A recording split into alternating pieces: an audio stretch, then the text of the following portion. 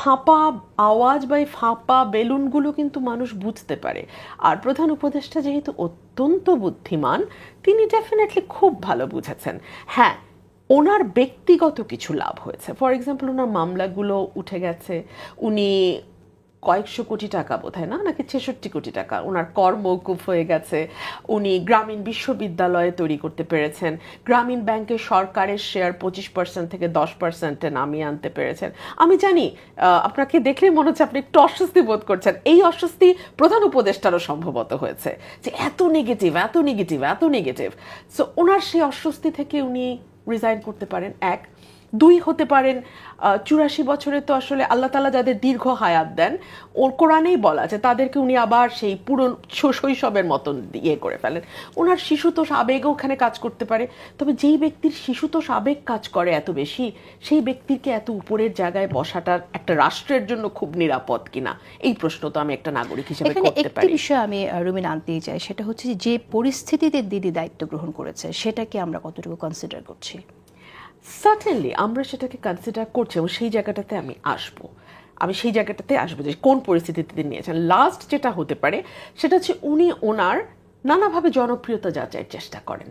যেমন কিছুদিন আগে একটা ক্যাম্পেইন শুরু হলো, 5 বছর দেখতে চাই, যতদিন বেঁচে আছে ততদিন দেখতে চাই। ঈদের নামাজের পরে হুমড়ি খেয়ে মানুষজন ফটো তুললো, সেটার ওনার প্রেস সচিব চারদিকে ছড়ালেন। ওনার উপদেষ্টার, আমি দীর্ঘ বলবো না, নামগুলো শুধু বলি, ধর্ম উপদেষ্টা, নারী উপদেষ্টা, ফরিদা ইয়াসমিন, উনি কি নারী উপদেষ্টাই তো বোধহয়, ফরিদা আক্তার, মৎস্য, আচ্ছা উনি, তারপরে আপনার স্বরাষ্ট্র, তারপরে আপনার মানে এরা মানে একজনের পর একজন উপদেষ্টারা দাবি করলেন যে মানুষ তাদেরকে দেখতে চায়। সো এই ক্যাম্পেইনটার পরপরই উনি বললেন যে ঠিক আছে, ওইটা তো মোটামুটি খুব একটা ভালো ফল পাচ্ছি না, আচ্ছা এখন দেখি নেমে যাওয়ার কথা বললে মানুষ কেমন করে। সেটাও খুব একটা হালে পানি পায়নি, মানে এটাও খুব দুঃখজনক। দেখলাম বড় বড় দলগুলো বলছে যে চেয়ার তো খালি থাকে না, ওনাকে আমরা কেউ যেতে বলিনি, উনি যেতে চাইলে যাবেন, আরেকজন কেউ আসবে ওনার জায়গায়। মানে বিএনপি এই কথাটি বলেছে, তাই না? সো উনি আসলে এইটা দিয়ে যদি জনপ্রিয়তা উনি যাচাই করতে চান, বা উনি যদি ভাবেন যে সকলেই দৌড়ে যাবে, ব্যাপারটি আসলে তেমন ঘটেনি। আপনি মনে করছেন যে অন্য কোনো কারণ নেই, ভ্যালিড কোনো রিজন নেই, এটা আসলে জনপ্রিয়তা যাচাইয়ের জন্যই তিনি বলছেন? আমি অনেকগুলো বাকি আগের দুটো বললাম যে ওনার ব্যর্থতা, ওনার আবেগ, অথবা ওনার জনপ্রিয়তা যাচাই, যে কোনো তিনটার একটি। আর উনি যেই পরিস্থিতিতে রাষ্ট্র দায়িত্ব নিয়েছেন, এটা কোনো অভূতপূর্ব পরিস্থিতি না। মানে বাংলাদেশের জন্য অভূতপূর্ব হতে পারে, কিন্তু বিশ্বে এরকম বহু নজির আছে। হ্যাঁ, এবং দেখা যায় যে এই পরবর্তীতে যে সরকারটি আসে, তারা যদি স্থিতিশীলতা আনতে ব্যর্থ হয়, যেটি ডক্টর ইউনূস সরকার ভীষণভাবে ব্যর্থ হচ্ছে, তখন কি হয়? আজকে প্রথম আলোতে একটা লেখা আসছিল, আমি লেখাটা সেভ করে রেখেছি, যে ক্ষমতাচ্যুত স্বৈরাচারের ফিরে আসার আশঙ্কা কতটা। বলা হচ্ছে 1970 থেকে 2024 এই 54 বছরে 91 জন স্বৈর শাসকের পতন হয়েছে, তার মধ্যে 19% আবার ফিরে আসতে পেরেছে। দুতার্তের ফ্যামিলি ফিরে এসছে, ও মার্কোসের ফ্যামিলি এসছে, সো আবার রাজাপাকসে আমাদের শ্রীলঙ্কার পাশে ফিরে এসছে। কেন ফিরে আসে তার প্রথম রিজনিংটাই দেওয়া হয়েছে, যদি পরবর্তী সরকার স্থিতিশীলতা আনতে ব্যর্থ হয়, যদি একটা বেটার লিডারশিপ দিতে ব্যর্থ হয়, যদি আমরা একটা বিকল্প ভালো শাসন ব্যবস্থা দিতে না পারি, তখন পতিত স্বৈরাচাররা ফিরে আসে। এ কারণেই কিন্তু বড় দলগুলো বারবার এই আশঙ্কা প্রকাশ করছে যে আপনার ব্যর্থতা কেবলমাত্র আপনাকে ডোবাবে না, পুরো দেশকে ডোবাবে এবং স্বৈরাচারকে ফিরে আনতে সাহায্য করবে। আশবাবুর আপনার কাছে জুনায়েদ সাকি, আপনারও কি তাই মনে হয় যে আসলে ব্যর্থতা থেকে বা জনপ্রিয়তা যাচাই থেকে এই পদত্যাগ প্রসঙ্গটা এলো? দেখুন, এই বিষয়টা অবশ্য আমি খুব নিশ্চিত করে বলতে পারি, উনি পদত্যাগ যে করবেন কে বলেছে এটা? উনি পদত্যাগ করতে চেয়েছিলেন এবং খসড়াও প্রস্তুত করতে বলেছে, এটা তো বিভিন্ন নিউজপেপারও এসছে। কোথায়?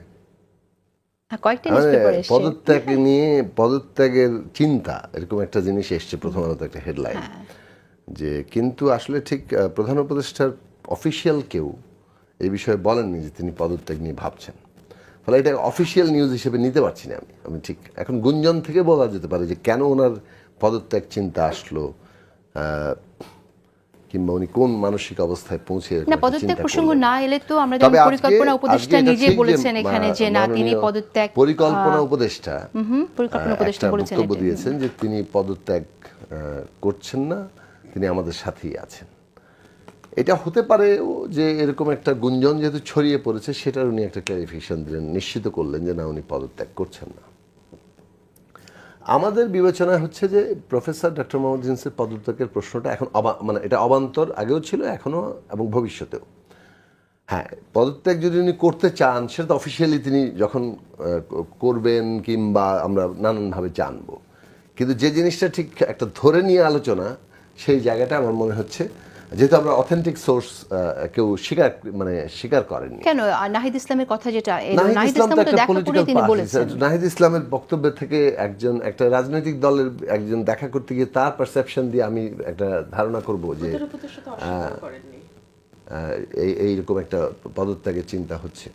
হ্যাঁ, এখন হতে পারে যে কতগুলো সিমটমে আপনি বলতে পারেন যে কোনো একজন বিশেষ সহকারী পোস্ট দিয়েছিলেন, তিনি পদত্যাগ করছেন না, তখন আবার সেই পোস্ট নাকি খবর আসলো যে পোস্ট উইথড্র করতে বলা হয়েছে। মানে পুরো ব্যাপারটার মধ্যেই যেটা যে একটা রাষ্ট্র এবং আমরা যে একটা রাষ্ট্র পরিচালনার জায়গায় আছি, দায়িত্বে তারা আছেন, সেইটার চাইতে অনেক বেশি আমরা মনে হচ্ছে যে একটা আমরা আসলে ঠিক অনেকের মান অভিমান বলতে পারেন, কিংবা অনেকের একটা খুব অ্যাংরি, মানে খুব বিক্ষুব্ধ অবস্থা সেটা তৈরি হয়েছে, সেই পরিস্থিতিটা ট্যাকেল দেওয়া হচ্ছে। এখন এটা কেন যদি বিক্ষুব্ধ অবস্থা তৈরি হয় সরকারের মধ্যে, তাতে আমি আগেই বলেছি যে সরকারের অন্য পক্ষগুলোকে, রাজনৈতিক দল, কিছুটা শিক্ষার্থীদের একটা অংশ, আবার রাষ্ট্রের বিভিন্ন প্রতিষ্ঠান, সব মিলিয়ে তাদের সাথে সরকারের নানা ধরনের দূরত্ব, বোঝাপড়ার সংকট, এগুলো তৈরি হয়েছে। আবার প্রত্যেকেরই সরকারের সাথেও দূরত্ব এবং বোঝাপড়ার সংকট তৈরি হয়েছে। এইটাকে কাটিয়ে তোলার যে একটা উদ্যোগ, সেই উদ্যোগের ক্ষেত্রেও খুব আমরা মানে একটা যে সরকারের সবসময় একটা উদ্যোগী ভূমিকা থাকার কথা, সেইটা না দেখে আমরা বরং এটা দেখতে পাচ্ছি যে হ্যাঁ ঠিক আছে, অবশেষে তারা একটা বৈঠক করছেন বিভিন্ন পক্ষের সাথে, কিন্তু বৈঠকগুলোর চাইতে মানে এই ধরনের বৈঠকগুলো আসলে সফল হয় কখন, যখন আপনি এনাফ গ্রাউন্ড ওয়ার্কটা করেন। কেননা আপনি তো কতগুলো, আমি আগের আলোচনায় এটা বলেছি যে কতগুলো পারসেপশন জাত দূরত্ব সৃষ্টি হচ্ছে। আপনি যদি সেই জায়গায় দূরত্ব কমিয়ে আনার চেষ্টা না করেন, গ্রাউন্ড ওয়ার্ক না করেন, আনুষ্ঠানিক বৈঠক করলেন, তাতে কি সমস্যার সমাধান হয়ে যাবে? আমার ধারণা যে খুব বেশি হবে না।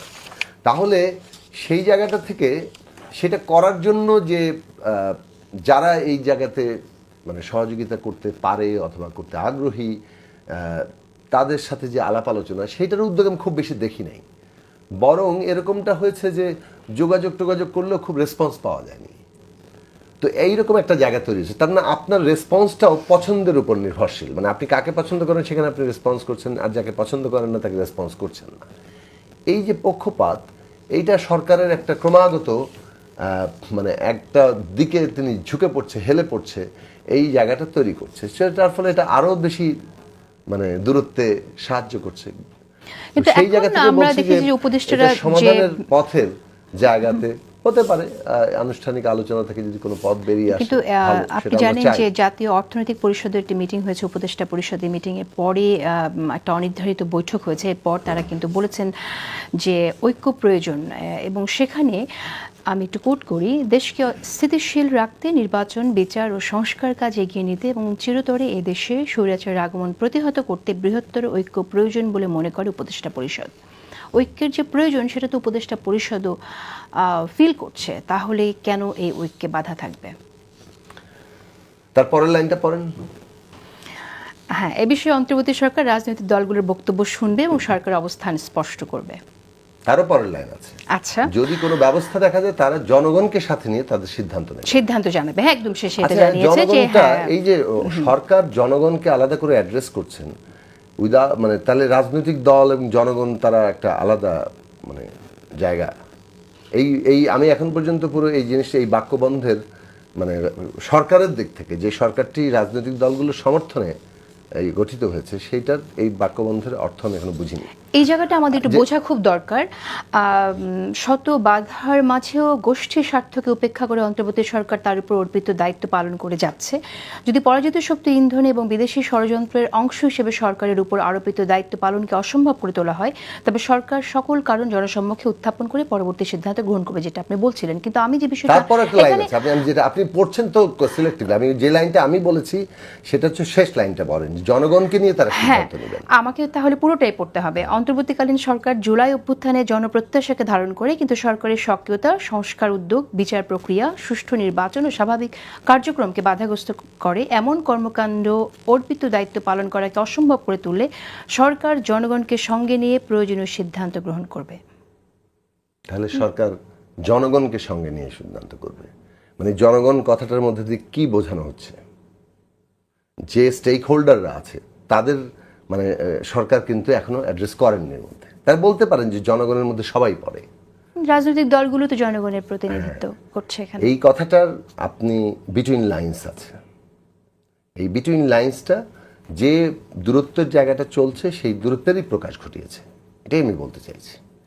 আমরা তো সকলেই ধরেন বাস্তবতাকে ধারণ করি, সেটার প্রতিফলন আমাদের মধ্যে কাজ করে এবং আমরা সেটা প্রকাশও করি। এটা উপদেষ্টা পরিষদ যে জায়গাটা প্রকাশ করেছেন সেটা বিদ্যমান অবস্থাকে প্রতিফলিত করে আপনি যখন বিটুইন লাইন্স পড়বেন। আমাদের বক্তব্যটার জায়গাটা হচ্ছে যে সরকারের কাজ হচ্ছে তার জনগণ একটা ভেগ টার্ম, জনগণকে আপনি যখন নিবেন তখন তার দুটো পদ্ধতি আছে। একটা হচ্ছে নির্বাচনের পদ্ধতি, যখন আপনি সমস্ত জনগণকে ইনভলভ করতে পারেন, অন্তত প্রাপ্তবয়স্ক যারা ভোটের অধিকার আছে। আরেকটা হচ্ছে আপনি একটা আন্দোলন সংগ্রাম, তার মধ্যে দিয়ে আপনি সমস্ত জনগণকে ঐক্যবদ্ধ করতে পারেন, যেটা অভ্যুত্থানে কিংবা বিপ্লবে নানাভাবে এটা প্রকাশ ঘটে। তো সাধারণভাবে জনগণের প্রতিনিধিত্বের মধ্য দিয়েই এই জনগণ কথাটার একটা প্রকাশ ঘটে এবং আমরা বিষয়গুলোকে রিজলভ করি রাজনৈতিক প্রক্রিয়ার মধ্যে। সেখানে কিন্তু স্টেক হোল্ডার রাজনৈতিক দলগুলোর প্রশ্নটা কিন্তু সরকারের জায়গায় গুরুত্ব পায়নি। এখন আপনি রাজনৈতিক দলগুলোর সাথেই আলোচনা করে সরকার গঠন করা হয়েছে, এবং রাজনৈতিক দলগুলোর সাথে আলোচনা করে সংকট উত্তরণের জায়গা করবেন, কিন্তু আপনার চিন্তার মানে সীমার মধ্যে সেই জায়গাটা নিয়ে যে দূরত্বটা আছে এটা আপনি প্রকাশ করে ফেলছেন আপনার বিবৃতির মধ্যে। আসবো আমরা একটা ছোট বিরতিতে যেতে হচ্ছে। প্রিয় দর্শক সাথেই থাকুন, খুব ছোট্ট একটা বিরতি নিচ্ছি।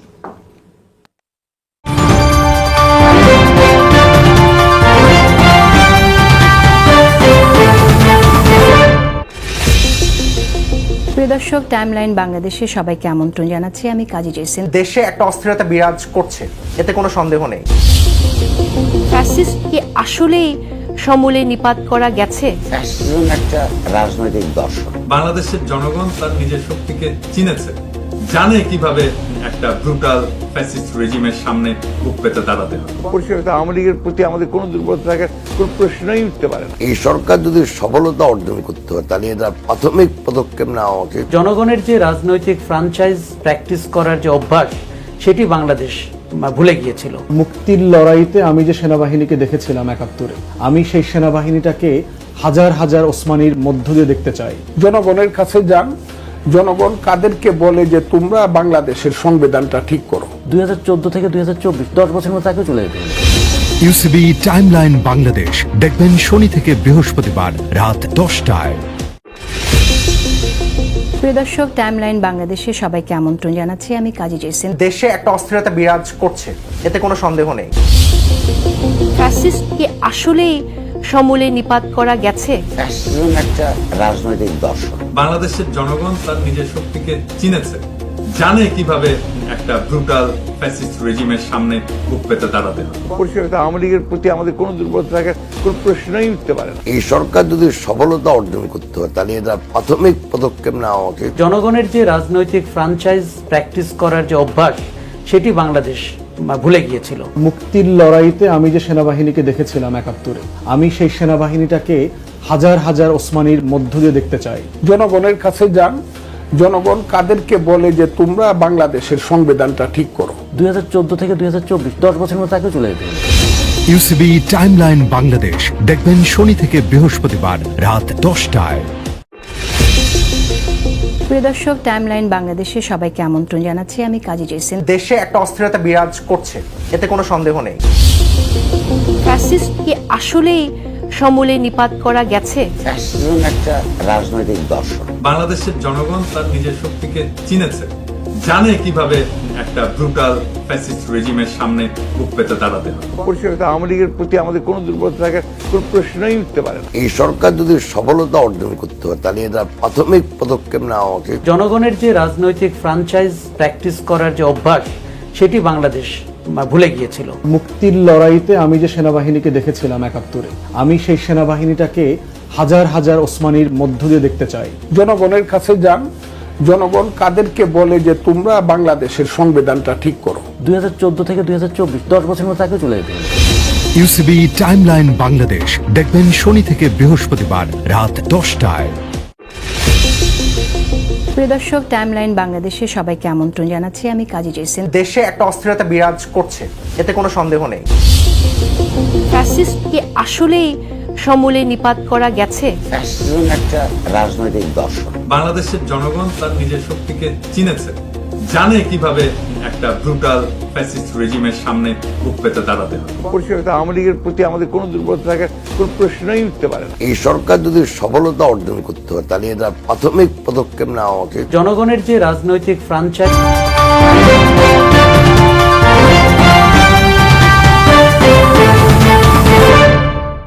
প্রিয় দর্শক, আপনারা দেখছেন টাইমলাইন বাংলাদেশ। ধন্যবাদ সবাইকে আমাদের সাথে থাকার জন্য। আমরা উপদেষ্টা পরিষদে বিবৃতি নিয়ে কথা বলছিলাম, সেখানে জুনায়েদ সাকি কয়েকটি বিষয় উল্লেখ করেছেন। আমি শিশির মুনির আপনার কাছে শুনতে চাই যে এখানে একটি জায়গায় উল্লেখ করা আছে, যদি পরাজিত শক্তির ইন্ধন এবং বিদেশি ষড়যন্ত্রের অংশ হিসেবে সরকারের উপর আরোপিত দায়িত্ব পালনকে অসম্ভব করে তোলা হয়, তবে সরকার সকল কারণ জনসম্মুখে উত্থাপন করে পরবর্তী সিদ্ধান্ত নেবে। আপনি কি এখানে পরাজিত শক্তির ইন্ধন দেখছেন বা বিদেশি ষড়যন্ত্র দেখছেন? এই বিবৃতিটা হঠাৎ করে এই লাইনটা স্পেসিফিকলি কেন? যে রুমিন ফারহানা তিনি বলেছেন যে তিনি কোনো কিছু দেখতে পান না পজিটিভ হচ্ছে, যে কি হচ্ছে, এটা কি, কোথায় কি হচ্ছে। উনি কি দেখতে পান নাই যে 21 আগস্টের মামলায় কি হয়েছে? উনি দেখতে পান নাই 10 ট্রাক মামলায় কি হয়েছে? উনি দেখতে পান নাই বেগম জিয়ার মামলা কিভাবে সুপ্রিম কোর্টে নিষ্পত্তি হয়েছে? উনি দেখতে পান নাই বেগম জিয়ার প্রথম দিন বেগম জিয়ার সম্পর্কে কি সিদ্ধান্ত নেওয়া হয়েছে? উনি দেখতে পাচ্ছেন না বেগম জিয়া বিদেশে চিকিৎসা নিতে যাচ্ছেন, আসতেছেন? কি কারণে হয়েছে এগুলা? Who did this?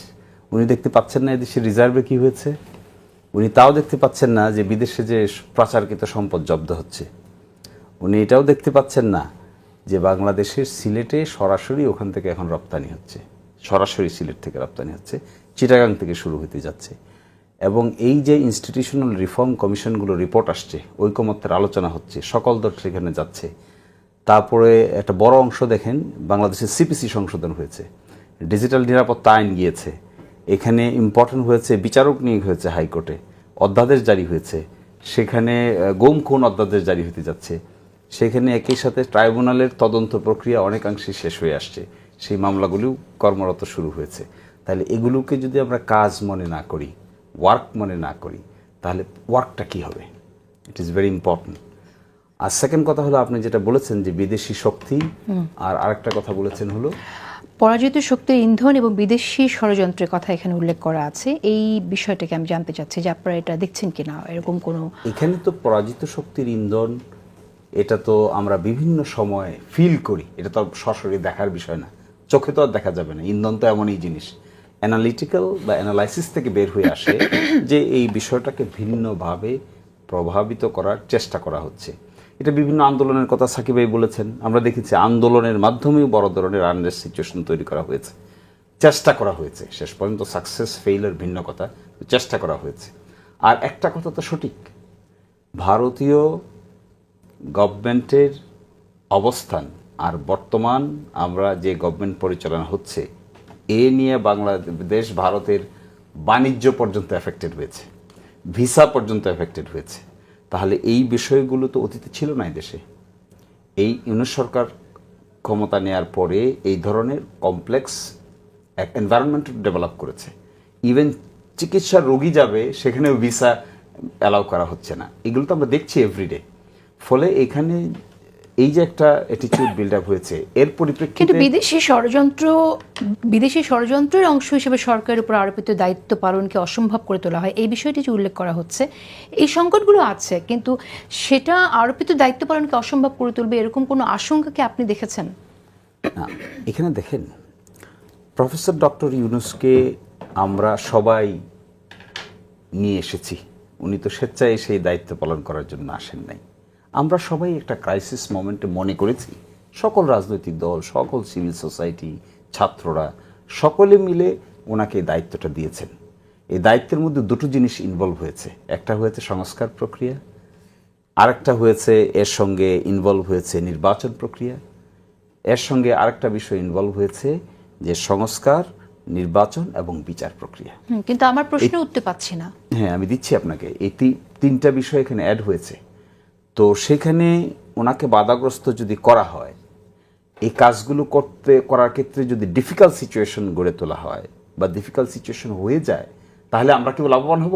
এই ডিফিকাল্ট সিচুয়েশন করার মতো কোনো ষড়যন্ত্র, বিদেশি ষড়যন্ত্রের কোনো আলামত কি আপনি দেখেছেন? হ্যাঁ, আমি এটাই তো বলছি আপনাকে।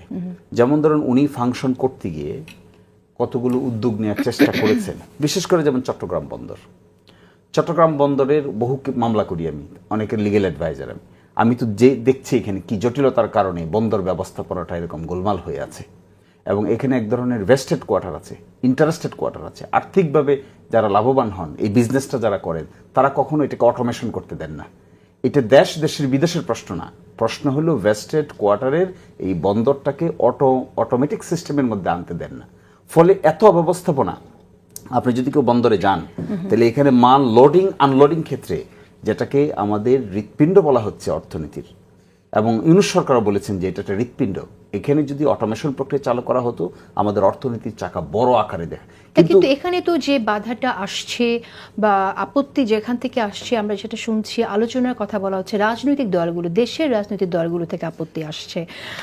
বিদেশি ষড়যন্ত্র কেন এখানে আপনি এটার সাথে রিলেট করছেন? দেখেন, ডক্টর ইউনূস, আপনি আজকে ডক্টর ইউনূস সরে যাক, আমি একটা রুট বাস্তবতা করি, আজকে ডক্টর ইউনূস সাহেব না থাকুক, কোনো কারণে উনি দায়িত্বে না থাকুক, আমাদের কারণেই হোক কিংবা অন্য কোনো কারণেই হোক, উনি না থাকুক, দেখবেন এই যে গণ অভ্যুত্থান হয়েছে এটা কীভাবে চিত্রিত করা হয়, এর কি ইন্টারপ্রিটেশন আসে। আজকে আপনি নিউ ইয়র্ক টাইমস, দু একদিনের মধ্যে দেখতে পাবেন, ফ্রাইডেতে দেখতে পাবেন ইকোনমিস্ট, এর অ্যানালাইসিসগুলো দেখতে পাবেন যে কিভাবে বাংলাদেশকে চিত্রিত করা হয়, এবং বাংলাদেশের এই অভ্যুত্থানটাকে বিভিন্নজন চিত্রিত করার চেষ্টা করেছে, তো পারে নাই তো, এবং না পেরে বরং যে অভ্যুত্থান হয়েছে এটা তো একটু ডিফিকাল্ট টাইপের, অনেক এক্সিস্টিং পাওয়ারকে চ্যালেঞ্জ করেই তো এটা করতে হয়েছে। ছাত্ররা সামনে ছিল, সকলেই সাথে ছিল, এই জন্য পসিবল হয়েছে, পসিবল হতো না। এর অর্থ কি আপনি বলতে চাইছেন যে বিদেশি পত্রিকা, পাশের দেশের মিডিয়া যেভাবে পোর্ট্রেট করবে, সেটার কারণেই যদি সরকারের কাজ সরকারের উপর আরোপিত দায়িত্ব পালন অসম্ভব হয়, তাহলে সরকার জনসম্মুখে এই কারণ উত্থাপন করে পরবর্তী সিদ্ধান্ত নেবে? এটার একমাত্র সেফগার্ড কি? সরকারের সামনে একমাত্র সেফগার্ড কি? একমাত্র সেফগার্ড হলো যে বড় বড় রাজনৈতিক দলগুলো আছেন, স্টেক হোল্ডার্স আছেন, সিভিল সোসাইটি আছেন, তাদের ঐক্য। এই কথাই সেখানে বলেছেন, ঐক্য যদি বজায় থাকে তাহলে ওগুলো মূল বিষয় হবে না, ঐক্য যদি বজায় না থাকে তাহলে ওটা মূল বিষয় হয়ে দাঁড়াবে।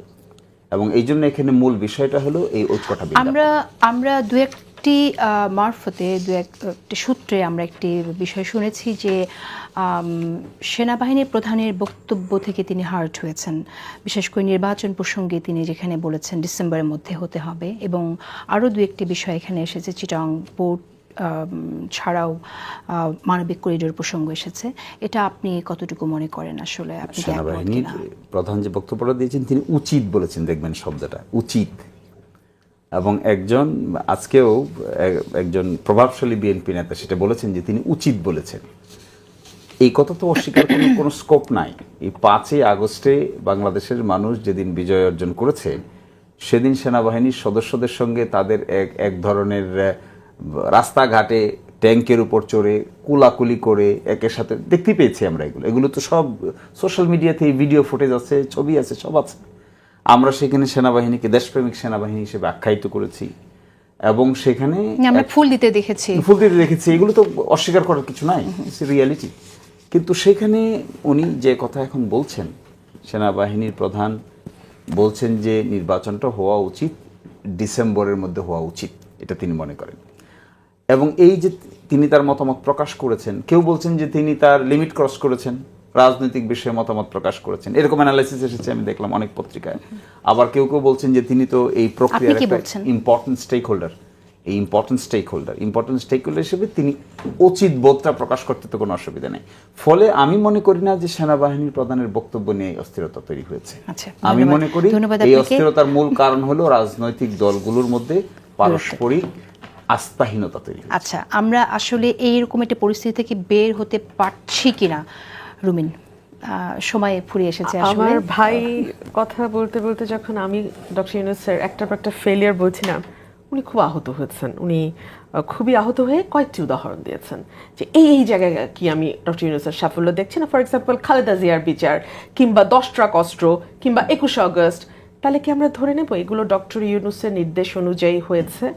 যদি তাই হয়ে থাকে তাহলে বাংলাদেশের যে সেপারেশন অফ পাওয়ারের জন্য আমরা এত লড়াই করেছি সেটার কি অবস্থা দাঁড়ালো? হ্যাঁ, কোর্ট যখন জামাতের জেনারেল সেক্রেটারি কেন এখনো যাই হোক, তো ওনার আপনাদের নিবন্ধনটা কি হচ্ছে কোর্টের থেকে? এই তো রায়ের জন্য আছে, রায়ের জন্য আছে। আচ্ছা আচ্ছা, 9 মাস হয়ে গেছে।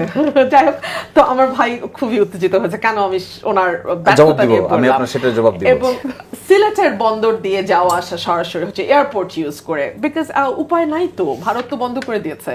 এখন তো সিলেট, চট্টগ্রাম সব এয়ারপোর্টই আমাদের আস্তে আস্তে ইউজ করতে হবে। বাট দ্য থিং ইজ, বিশ্বব্যাংক ফোরকাস্ট করছে যে বাংলাদেশের 54 বছরের হিস্ট্রিতে সবচেয়ে কম জিডিপি প্রবৃদ্ধি হবে এই বছর, 3.3। এবং আমদানি রপ্তানির যে কথাটি আমি বলেছিলাম ওটা আমি রিপিট করব না, ওটা আমার কথা আগের সেগমেন্টে আমি বলে দিয়েছি।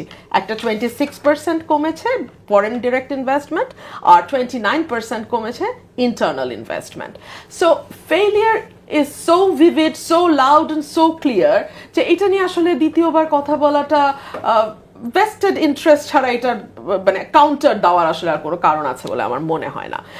এবং আপনি লক্ষ্য করুন, সরকারের সদিচ্ছা নিয়ে যদি আমরা আলাপ করি, বিএনপি একটা কথাই বলেছে যে আমরা একটা রোড ম্যাপ চাই, এবং বিএনপি স্পষ্ট করেছে যে গত 15 বছরে এই সরকারের হাতে, মানে বিগত সরকারের হাতে, আওয়ামী লীগ ফ্যাসিস্টের হাতে সবচেয়ে নির্যাতিত দল বিএনপি। সুতরাং বিচার নিয়ে বিএনপি যদি আসে, কিংবা অন্য কোনো বিরোধী দলও যদি ক্ষমতায় আসে, যেই আসুক, আওয়ামী লীগের বিচার নিয়ে চিন্তা করার কোনো কারণ আছে বলে মনে হয় না। আর এক একটা বিচার বলতে আসলে আপনি কি বোঝেন? এফআইআর দায়ের করা, চার্জশিট আসা, নিম্ন আদালতের রায়, হাইকোর্টের রায়, উচ্চ আদালতের রায়, রিভিউ, কোনটা? আপনি যদি কমপ্লিট বিচার শেষ করার কথা বলেন তাহলে আগামী 50 বছরেও বাংলাদেশে নির্বাচন হবে না। আর বিচারের মধ্যে আপনি কাদেরকে আনবেন? আপনি তো সকলকে দেশ থেকে পালিয়ে যেতে দিয়েছেন। রাঘব বোয়াল যারা ছিল, এবং বিশেষ করে গণ অভ্যুত্থানের সময় যাদেরকে আমরা সব সময় দেখেছি, সেটা শিক্ষামন্ত্রী হোক, সেটা তথ্যমন্ত্রী হোক, সেটা ওবায়দুল কাদের সাধারণ সম্পাদক হোক, আর হাসিনা তো হাসিনাই, তো যাদেরকে আমরা এত দেখলাম তাদের কাউকে কিন্তু আর পাওয়া গেল না। এবং last but not the least, আমাদের রাষ্ট্রপতি আব্দুল হামিদ পর্যন্ত পালিয়ে যেতে পারলেন, কিন্তু আমরা তাদেরকে ধরে আনার কোনো, মানে এই সরকার ব্যর্থ হলো আর কি, কাউকে ধরতে পারলো না। বিচার তো বহু পরের কথা। সংস্কার, এই যে ছোট সংস্কার, বড় সংস্কার, মেজর সংস্কার, অনেক রকম কথা বলছে, কোনটা ছোট কোনটা বড়, কোনটার জন্য কবে, এই কথাটাও তো স্পষ্ট করছে না। 6টি কমিশন রিপোর্ট দিয়েছে, সেই রিপোর্টগুলোর ব্যাপারে ইভেন কনস্টিটিউশন কমিশন যে রিপোর্ট দিয়েছে, যেটা সবচেয়ে বেশি আর্গুমেন্টেড কমিশন, সেইখানে বিভিন্ন দল তাদের মতামত জানিয়েছে। কোন জায়গায় তো সব দল একমত হয়েছে, কোন 5টা 10টা, সেগুলো বাস্তবায়নের পথে তো সরকার জানিয়ে দেবে। এবং এই যে আজকে বিএনপি গেল মিটিং করতে, আজকেও কিন্তু রোড ম্যাপ পেল না সরকার, কোন রকম কোনো ধারণাও দিল না যে কবে মধ্যে নির্বাচন হতে পারে। জোনাসকে আমি আপনার কাছে জানতে চাই, আপনার কি মনে হয় যে কি হতে যাচ্ছে? আসলে কোনো আশার কি আমরা করতে পারি কিনা, আশাবাদ রাখতে পারি কিনা? না, আমরা তো সবসময় আশাবাদী, এবং আমরা মনে করি ভুলভাবে আশাবাদ রাখতে চাই না। আমরা মনে করি যে বিচার, সংস্কার এবং নির্বাচনের একটা রোড ম্যাপ দেওয়াই সরকারের একটা দায়িত্ব। যত দ্রুত তারা এটা দেবেন তত দ্রুত এটা রাজনৈতিক স্থিতিশীলতা আনবে, এটা তত দ্রুত অর্থনৈতিক স্থিতিশীলতা আনতে সাহায্য করবে, এবং লোকজন সব অ্যাজ ইউজুয়াল করা শুরু করবে। ধরেন বিনিয়োগ যারা করতে চিন্তা করবে তারা প্ল্যান করবে যে অমুক সময় নির্বাচন হবে। এখন আপনারা রাজনীতিবিদ হিসেবে সরকারের সাথে এখন সামনে আমরা বসতে এটা যাচ্ছেন, বোঝার আপনারা একটু একটা মুশকিল। প্রোঅ্যাক্টিভ রোল প্লে করবেন কিনা, যে সরকারকে যেমন যে কথাটি এখন যেটা বললেন যে আমাদের সরকার ভূমিকা তার proactive, দায়িত্ব ঐক্যবদ্ধ রাখার দায়িত্ব পালন করতে ব্যর্থ হয়েছে, সেই জায়গায় আপনারা পরামর্শ দেবেন কিনা? কারণ সরকার তো পরামর্শ শুনতেই দিচ্ছি, চাইছে কিন্তু এটা। পরামর্শ দেনেওয়ালা রাজি থাকলেই হয় না, যারা নেবেন পরামর্শ তাদেরও রাজি হতে হয়, তাদেরও একটু উদ্যোগী হতে হয়। না, তো আপনি যাই হোক, নিশ্চয়ই ইনফ্লুয়েন্স করার ক্ষমতা রাখবেন, আমরা বিশ্বাস রাখতে চাই। হ্যাঁ, আপনি বিশ্বাস রাখতে থাকেন। তো সেটা যে জায়গাটা আমরা বলতে চাচ্ছি সেটা হচ্ছে যে এই যে একটা রোড ম্যাপ মানুষ চাইছেন, তো সরকারের দিক থেকে প্রাথমিক একটা আছে ডিসেম্বর টু জুন, কিন্তু আরো সুনির্দিষ্ট রোড ম্যাপ যেটা ডিসেম্বরে হবে অথবা জানুয়ারিতে হবে অথবা একটা টাইমে হবে, সেইটা তো সরকারকে বলতে হবে। তাহলে এখন আমি শেষ করি, নির্বাচন চাওয়াটা যদি বিদেশি ষড়যন্ত্র হয়ে পড়ে সেটা কিন্তু খুব আনফরচুনেট। নির্বাচন অত্যন্ত গুরুত্বপূর্ণ প্রশ্ন। বাংলাদেশের মানুষ ভোট দিতে পারে নাই এবং ভোটাধিকার নাই, এটা ছিল আমাদের পুরো সংকটের, রাজনৈতিক সংকটের একটা কেন্দ্রীয় জায়গা। অনেকে মনে করেন ভোটাধিকারই গণতন্ত্র কিনা, ভোটাধিকারের আইডিয়া নিয়ে এত বেশি উচ্ছ্বসিত হওয়ার কিছু নাই, যেন ভোটাধিকারের বাইরে ওনারা একটা ডেমোক্রেসি বলে একটা জিনিস আছে, সেই ডেমোক্রেসি ওনারা কায়েম করতে চান কোনো ব্যক্তি। তো সেইটা তাদের যার যার আইডিয়া থাকতে পারে, কিন্তু বাংলাদেশের মানুষ যে গণতন্ত্র চেনে সেইটা ভোটাধিকার তার প্রাথমিক ভিত্তি।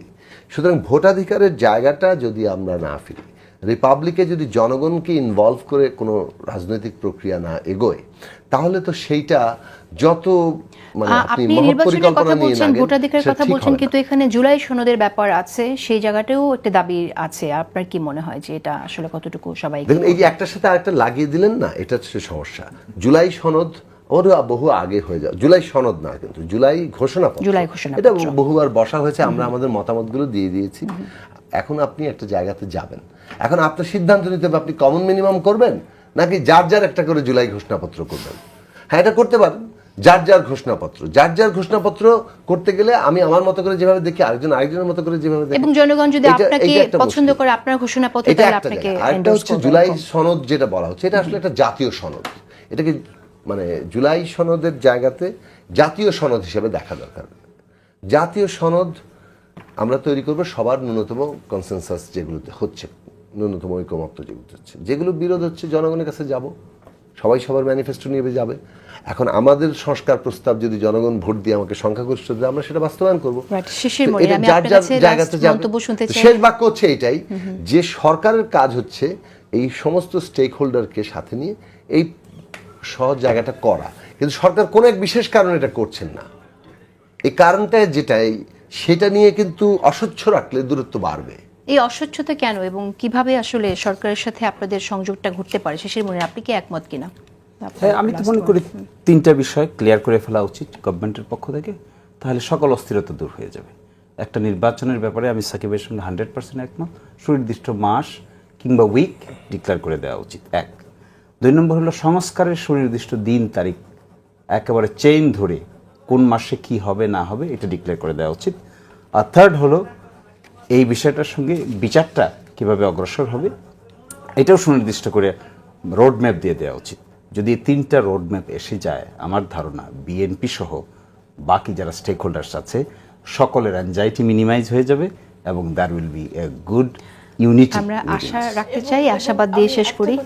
যদি কোনো বিদেশি ষড়যন্ত্র থেকেও থাকে, হ্যাঁ, যেহেতু এটা সরকারের তরফে বলা হচ্ছে, সেটাও আমরা অ্যাড্রেস করি, যদি থেকে থাকে, যেই মুহূর্তে এই 3টা জায়গায় সরকার তার অবস্থান স্পষ্ট করবে, এরকম কোনো দুরভিসন্ধি যদি কারো থাকে, সেটা আর কার্যকর হবে না। ছোট্ট কমেন্ট, এই সময়টা যতক্ষণ না হয়েছে সুনির্দিষ্টভাবে ডিক্লেয়ার হওয়ার পর একটা সময় থাকবে, এই সময়ে ডক্টর ইউনূসকে কাজ করতে দেওয়া উচিত, কারোই বাধা তৈরি করতে দেওয়া উচিত। ধন্যবাদ, অশেষ ধন্যবাদ আপনাদের। এখানে